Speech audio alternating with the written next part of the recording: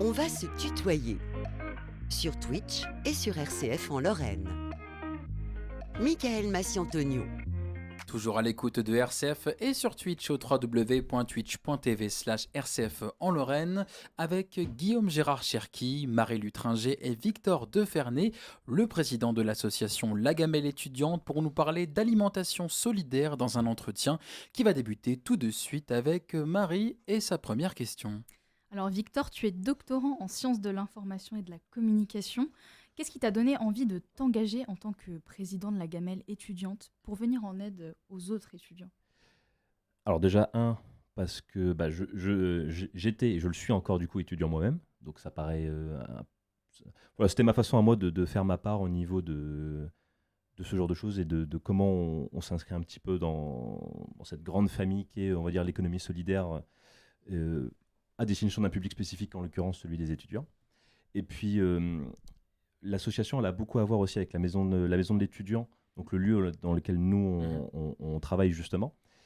Et j'ai travaillé là-bas et j'ai vu l'association se faire. On a fait les premières enquêtes ensemble, etc. On a commencé à réunir les premières informations sur comment est-ce qu'on allait pouvoir fonctionner au sein de la gouvernance, etc. Et j'ai participé du coup à la construction de l'association.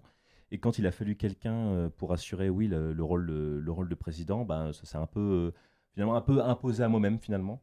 Pour le coup, enfin voilà, j'en suis ravi, on va dire, que les gens aient accepté et j'accepte ce rôle avec beaucoup d'importance, on va dire. Donc, tu as parlé de la construction du projet. Comment il a débuté ce projet? Alors ce projet, il est à l'initiative principalement d'Olivier Lallemand, donc, qui est un des animateurs programmateurs qui est chargé de vie culturelle au sein de la MDE Lorraine-Nord. Parce qu'il y a quelques années, avant le Covid, au sein de la MDE, il y avait de temps en temps, parfois, certains midis, justement, c'était un petit peu un problème justement, le Crous qui venait proposer des sandwichs, des repas au sein de la MDE directement aux étudiants. C'était pas totalement institutionnalisé, etc. C'était un petit peu quand ils avaient le temps, etc. Et en fait, c'était un peu la variable d'ajustement. Et après le Covid, etc., ils ont juste délaissé totalement ça. Et moi, par exemple, durant mes 2 ans d'études à Metz, j'ai pas vu du tout le Crous au sein de la MDE. Et du coup, c'est né de là. Et du coup, ouais, la réflexion, c'était comment proposer un service d'alimentation qui soit pas le Crous au sein de la maison de l'étudiant. Et c'est comme ça qu'ensuite est né le projet, etc., qu'on est parti sur une orientation VG, etc., etc. Et dans cette association, il n'y a que des étudiants? Alors, ça dépend. Dans la gouvernance, il y a des étudiants, moi par exemple. On a aussi des professeurs qui viennent nous aider en tant que membres fondateurs. On a d'autres associations qui sont des associations, des associations classiques, mais aussi des associations étudiantes, Diffusion par exemple, et membres fondateurs de l'association. Et les bénévoles, oui, sont principalement des étudiants. Tu penses justement que ces bénévoles étudiants sont forcément plus légitimes à comprendre des problématiques qui seraient celles de la précarité étudiante? Alors je pense... attends, est-ce que tu peux me répéter ta question? Je suis pas sûr de Est-ce l'avoir que tu saisi. penses que justement ces étudiants sont plus légitimes à comprendre les problématiques de la Alors, précarité? oui, c'est évident que quand on parle de précarité alimentaire au sein des étudiants, effectivement, on a c'est un public, le public étudiant, c'est un public qui est à bien des égards un peu particulier. On nous répète à tort et à raison que en fait, les étudiants, ça doit être un peu pauvre. Les étudiants, ça doit pas dire grand-chose parce que ils sont quand même déjà bien heureux de faire des études, etc. Et que ça coûte pas très très cher. Donc bon, on nous répète un petit peu que ouais, les étudiants doivent un petit peu se taire et juste accepter un petit peu finalement d'être dans la galère pendant 3, 5, je sais pas combien d'années. Alors ça fait partie du charme. Exactement, étudiant, ça fait partie d'une espèce de charme. Voilà, on adorerait être dans la galère pendant et Il y a, bouffer il y des a- pâtes. il y a entre guillemets du vrai quand on dit que la difficulté ou la précarité nous forme, mais ça ne veut pas dire qu'il faut Il faut absolument jeter en les gens faire une dedans. espèce de cheval de bataille. Voilà. Et donc oui, je pense que, je veux dire, moi en tout cas, dans ma vie d'étudiant, j'ai j'ai travaillé avec des amis étudiants qui, ouais, eux avaient faim, où c'était compliqué de remplir le frigo, passer le 10 du mois. Et effectivement, le fait voilà, de me présenter en tant que président de l'association, c'était aussi ma façon un peu pas de leur rendre hommage, il ne s'agit pas de dire ça, mais d'essayer aussi d'apporter une part un petit peu à quelque chose d'un peu plus grand que ma personne ou juste plus grand que ma personne, quoi. Et donc vous avez beaucoup d'aides financières de la fac, de la MDE ou bien du Crous. Comment est-ce que vous avez réussi à porter ce projet justement auprès de ces acteurs en question? Alors, on est venu avec des chiffres déjà. On est venu avec une enquête qu'on a justement fait en collaboration avec le Filon, l'incubateur à projet, etc. Et donc, on a proposé des choses qui, sorties de l'enquête, étaient solides, avec un prix qui était acceptable, qui a été dicté par les étudiants, avec un projet alimentaire qui était aussi porté par les étudiants, donc un projet végétarien, orienté local et bio quand on pouvait au maximum. Et en fait, une fois que le projet-là a été lancé, c'est une première aussi en France, quelque chose comme ça. Ça existe déjà un petit peu ailleurs, notamment en Belgique. Mais là, le fait d'avoir une cantine, parce que c'est ça l'objectif absolu, c'est de faire une cantine solidaire, portée par une association étudiante, c'est une première en France. Et effectivement, il y a ce côté un peu, alors c'est pas un mot que j'apprécie outre mesure, mais ce côté un petit peu innovant qui plaît à des acteurs financiers, il y a des mécènes, et qui du coup nous donnent beaucoup d'aide financière, de matériel, etc. Marie? Vous proposez pour l'instant des aliments sucrés qui sont encore moins chers et différents de ceux du Crous. Qu'est-ce que l'association propose de différent et de plus attractif? Une idée, finalement. Non, mais au-delà de la vanne, le but de nous, c'est de créer une cantine. Dans une cantine, il y a effectivement toute la notion d'alimentaire, etc., bien sûr, évidemment, mais il y a aussi le côté espace. Et c'est pour ça qu'on travaille et que je suis ravi de travailler avec les gens de la MDE. C'est que le but, c'est de faire de la MDE un espace vraiment de solidarité, un espace de soutien pour les étudiants, pas que bien sûr, mais principalement pour les étudiants, et en faire un lieu d'espace, d'échange, d'écoute, où on peut manger des choses sympas à manger. Voilà, qui dit, comme tu le disais, qui diffère un petit peu de ce que le Crous peut proposer, en insistant sur le côté local, en insistant sur le côté fait maison, etc. Qui va peut-être aussi se mettre à profit les personnes. On en parlait tout à l'heure, j'avais échangé un peu avec Clémentine, elle qui a qui est donc la chef cuisine de l'association. Qui fait partie de l'association, oui. Et donc qui a un background très différent de la cuisine traditionnelle, forcément. Ça, donc ouais. Peut-être vous pouvez aussi vous permettre de tenter des choses plus originales. Exactement. plus- Et ça rentre, ce que tu dis, ça rentre vraiment au sein du projet de l'association et de ce qu'on porte. C'est on veut pas être on veut être une alternative.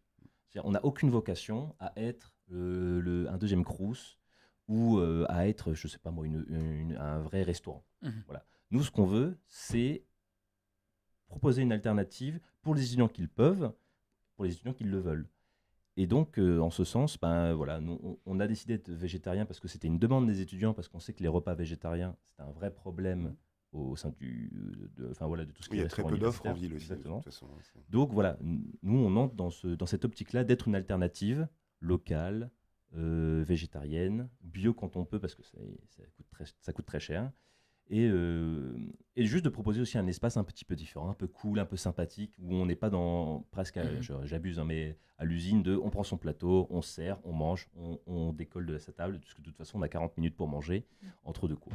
J'ai une question de la part de Tali sur le chat.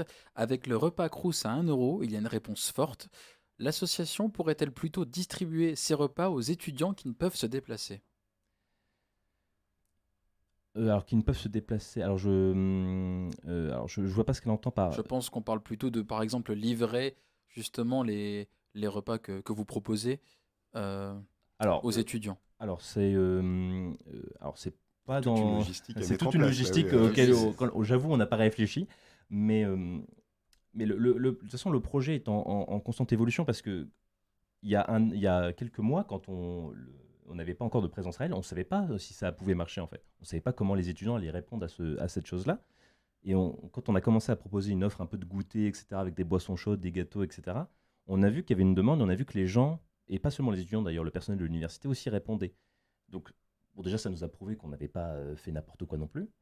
Et donc l'offre, en fait, elle va être aussi en évolution avec comment les étudiants répondent à la cantine, au choix de nourriture qui est faite, etc. Là, nous, on part sur un prix qui est par exemple de 5 € entrée plat dessert. Mhm.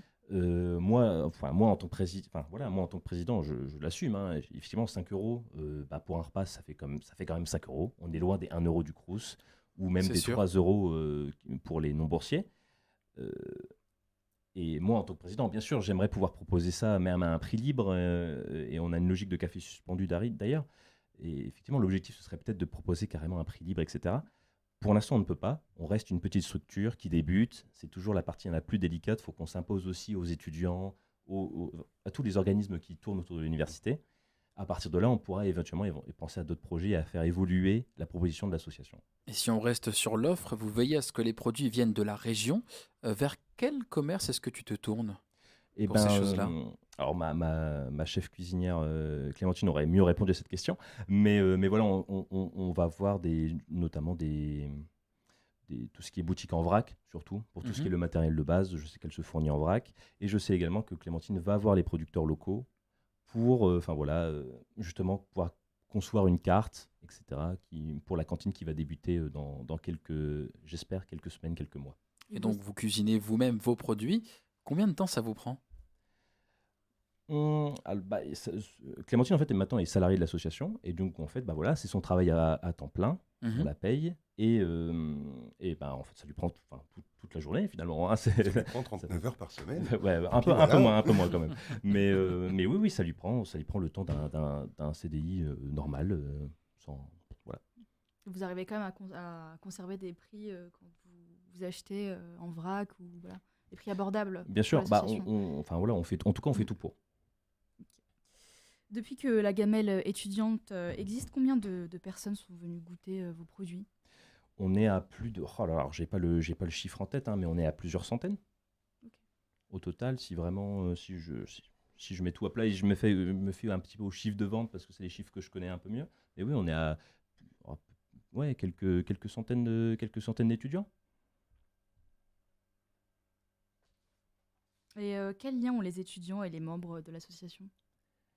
Ça, c'est justement... En fait, maintenant, Clémentine est devenue une intermédiaire privilégiée au sein de la MDE, parce que jusqu'à maintenant, il y a la MDE est en travaux justement pour la conception d'une cuisine, et en fait elle était là 4 jours par semaine au sein de la MDE, et c'est devenu une interlocutrice privilégiée pour beaucoup d'étudiants. Elle les écoute, on discute, etc. Elle aussi, moi également, mais du coup oui, en fait il y a un lien qui se fait avec un peu naturellement. Parce que ils prennent un premier café, ils repartent bosser, ils reviennent prendre un cookie 1 heure plus tard, etc. Ça a l'occasion de discuter sur quoi tu bosses, etc. Moi-même, je bosse à la MDE de temps en temps. Donc voilà. C'est très cordial, et ça rentre encore une fois dans la logique d'en faire un espace de solidarité et un espace un petit peu sympa, quoi, qui ne soit pas juste le rue. Est-ce que ce sont uniquement des étudiants en situation de précarité qui viennent justement à la gamelle étudiante? Alors, je connais pas, Forcément, on ne connaît pas tous les profils. Voilà, je connais pas tous les profils et je connais pas les situations évidemment financières de chacun des étudiants. On n'est pas méta. Mais on n'est pas méta, tout à fait. Et moi, j'ai l'impression qu'il y a, en tout cas, c'est vraiment l'impression que j'ai, hein, j'ai pas fait une étude sociologique, mais j'ai l'impression qu'il y a 2 profils. Effectivement, des étudiants qui sont précaires, qui sont vraiment dans une galère profonde et qui viennent du coup en profiter pour prendre un cookie qui vont peut-être pas manger tout de suite, mais un peu garder pour chez eux le soir, quoi.